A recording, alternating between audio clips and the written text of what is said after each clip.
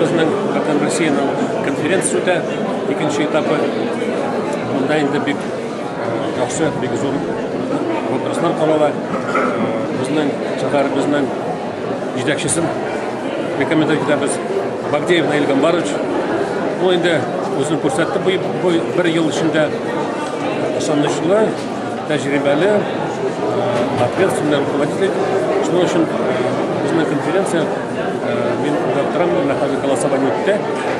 Аның кандидатурасын келесі сессияға тақдим етеміз. Менә инде бу шушында ук менә чыгарылды Шамсуддинов электротранспорт берләшмәсеннән. Менә шушы бу инде уен уйнауына түгелме? Чынсынлап чыгарып булдыр дип уйлыйсызмы? Моны кем ничек уйлый торгандыр инде. Монда әзрәк уенда бардыр инде, чөнки устав буенча обязательно инде альтернатива дигән әйбер кирәк. Шуның өчен организаторлар аны да ул чараны да караганнар.